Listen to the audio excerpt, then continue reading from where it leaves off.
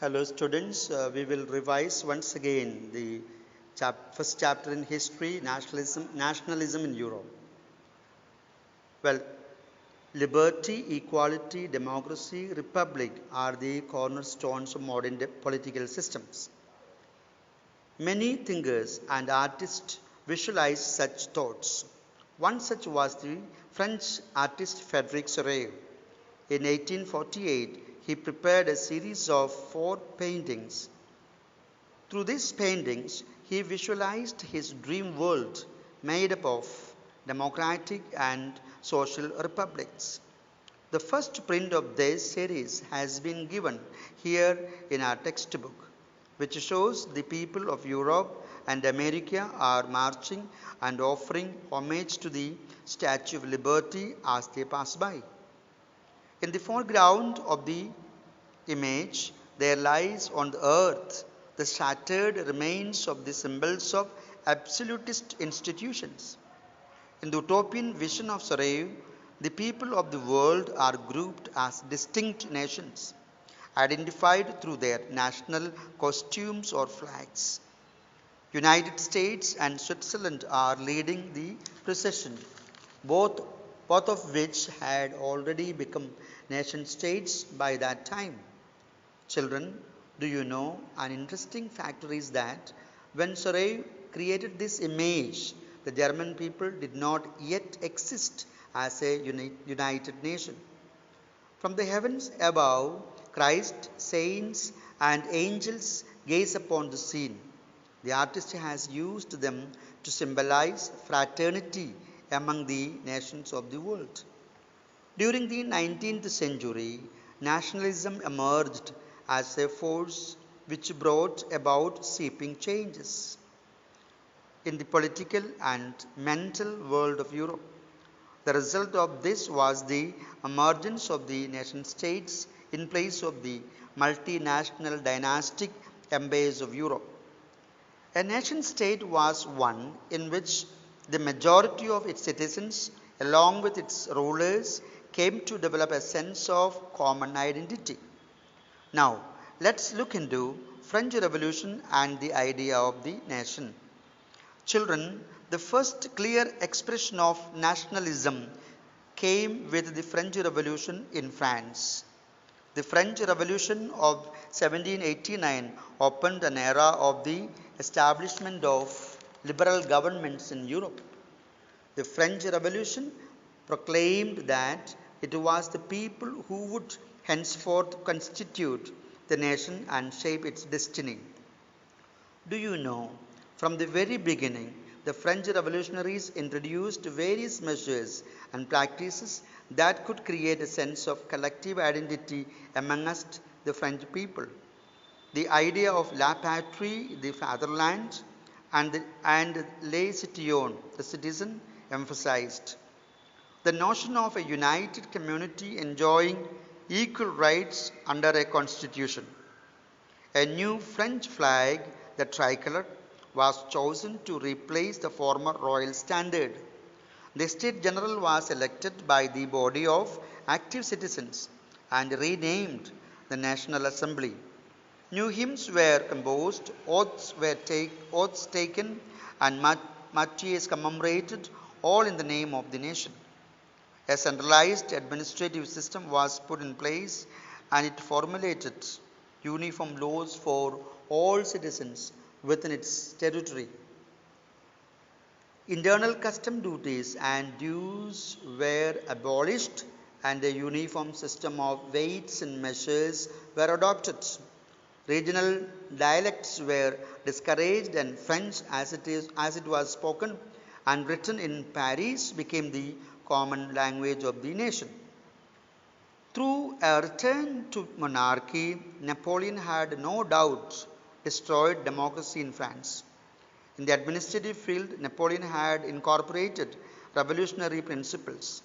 The Civil Code of 1804, usually known as the Napoleonic Code, contains the following reforms. The Civil Code of 1804 did away with all privileges based on birth and placed everyone equally before the law. The right to property was secured.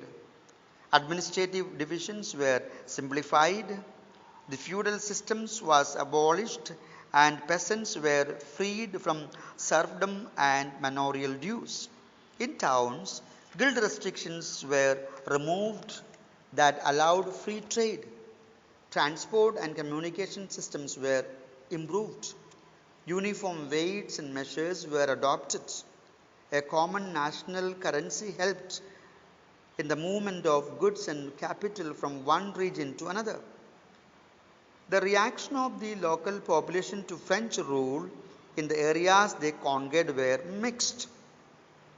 Initially, the French armies were welcomed in Holland, Switzerland, and in cities like Brussels as messengers of liberty. But they soon realized that administrative reforms did not go hand in hand with the political freedom. The people reacted against increased taxation and censorship. Local people had to serve in the French army to conquer other parts of Europe. These all seemed to outweigh the advantages of administrative changes. Hello students, we continue with the second part of the first chapter of class 10 history, nationalism in Europe.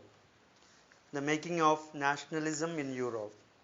Well, in the mid 18th century, there were no nation states in Europe as we know them today.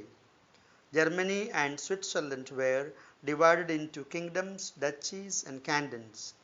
Eastern and Central Europe were under autocratic monarchies within the territories of which lived diverse people. They did not see themselves as sharing a collective identity or a common culture. You know, the Habsburg Empire that ruled over Austria-Hungary was a patchwork of many different regions and people. In Hungary, half of the population spoke Magyar, while the other half spoke a variety of dialects. In Galicia, the aristocracy spoke Polish. Besides these three dominant groups, there also lived within the boundaries of the empire a mass of subject peasant people. So such differences did not easily promote a sense of political unity. Well, then how did nationalism and the idea of the nation state emerge? Well, students, a landed aristocracy was the dominant class in Europe both socially and politically. They were united by a common way of life, irrespective of their regional divisions in which they lived. But they were a small group. The majority of the population was made up of the peasantry. Industrialization began in Western and Central Europe. It started in England in the 18th century. In France and parts of the German states during the 19th century, new social groups came into being. A working class population and a middle class. Slowly and steadily, ideas of national unity among the educated liberal middle classes gained popularity, which led to the abolition of aristocratic privileges. What did liberal nationalism stand for? The term liberalism is taken from the Latin word liber, which means free. For the new middle class, liberalism stood for freedom for the individual and equality of all before the law. Liberalism emphasized the concept of government by consent. It stood for the end of autocracy and clerical privileges, a constitution and a parliamentary form of government. They also stressed for the respect of private property. Freedom of markets was achieved and state imposed restrictions on the movement of goods and capital were abolished. Napoleon's administrative measures were altered. In 1834, a customs union or sovereign was formed. In this way, a wave of economic nationalism strengthened the wider nationalist sentiments. A new constitution after 1815. In 1815, Britain, Russia, Prussia, and Austria collectively defeated Napoleon, and to make a settlement, the Treaty of Vienna of 1815 was signed. Major provisions of the Treaty of Vienna: restoration of the Bourbon dynasty to power in France, territories acquired by Napoleon taken back, prevented French expansion in future. Prussia was given new territories on its western border, including Saxony. Austria to control northern Italy. No change in German Confederation of 39 states. Russia to get Poland. The main intention of the Treaty of Vienna of 1815 was to restore the monarchies that had been overthrown by Napoleon and create a new conservative order in Europe. The autocratic regimes did not tolerate criticism and stopped activities that questioned the legitimacy of autocratic government. It imposed censorship laws to newspapers, books, plays, and songs that reflected the idea of freedom and liberty.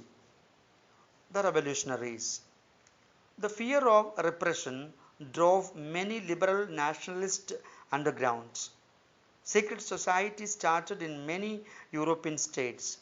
An Italian revolutionary, Giuseppe Mazzini, formed secret societies to oppose monarchical form of government and to fight for liberty and freedom. Mazzini believed that God had intended nations to be the natural units of mankind. Mazzini's relentless opposition to monarchy and his vision of democratic republics frightened the conservatives. Metternich described him as the most dangerous enemy of our social order. Friends, we continue the revision of the third part of the first chapter of class 10, History, Nationalism in Europe. The age of revolutions, 1830 to 1848. The period between 1830 to 1848 is symbolized with the age of revolutions. The first upheaval took place in France in July 1830. It was a signal and encouragement for widespread movements all over Europe. The Bourbon kings were now overthrown by liberal revolutionaries. Louis Philippe was made a constitutional monarch. Now, Belgium got separated from the United Kingdom of the Netherlands. The Greek War of Independence started in 1821. It created nationalist feelings among the educated people in Europe. The Greeks' struggle for independence began in 1821 and got support from the Greeks living in the other European countries. Finally, the Treaty of Constantinople of 1832 recognized Greece as an independent nation. So the Revolution of France of 1830 was an event of resounding importance for Europe. It secured the independence of Belgium, established a constitutional government in France, and helped the cause of parliamentary reforms in Britain.